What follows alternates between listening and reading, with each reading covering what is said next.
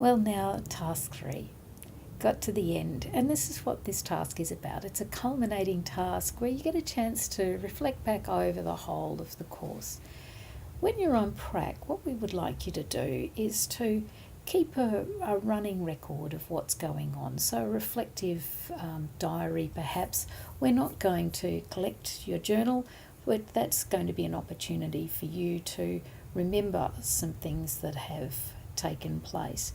We'd like you to pick one event that was significant to you.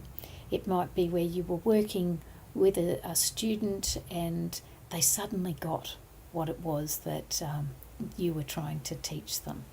A moment of insight, for example.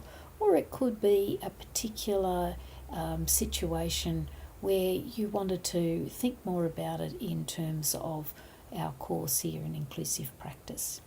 So once again, make sure that you've got the overview and that you've got the criteria sheet. So the beginning bits, you've got a description of the context and the description of the event. That's just to set the scene for the person reading it so we know what you're about to tell us. Please be very careful here. Do not refer to the school. Do not make any part of your assignment identifiable. So if somebody was reading it, they would not be able to identify where you did your prac or who you were working with. We also want you to be respectful, and I'm sure you would be, but avoid the easy trap to think that, to be critical perhaps.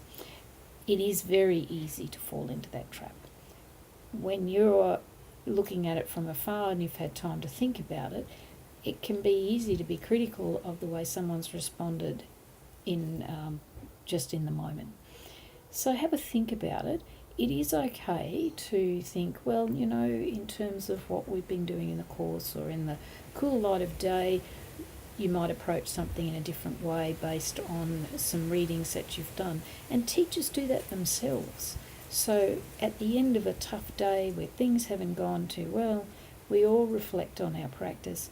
And over time, we will be thinking, maybe going to books to have a look, to think about how might be a better approach, particularly if we're being challenged by a particular learner and we want to do a better job with them. So just a bit of a warning perhaps to you to think about when you're writing about these sorts of matters, how are you preparing, how are you presenting it?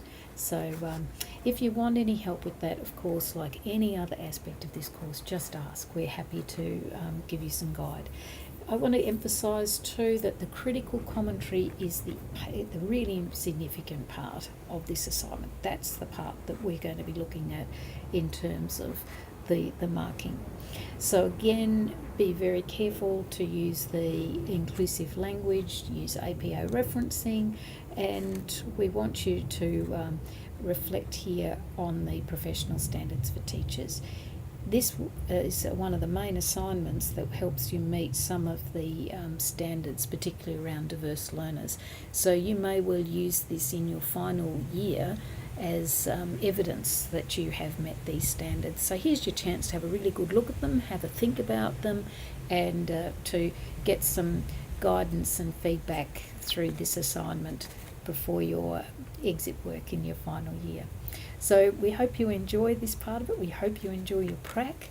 It's always a great experience to be in a classroom and sitting beside learners and getting to understand some of their challenges and strengths. So all the best with it.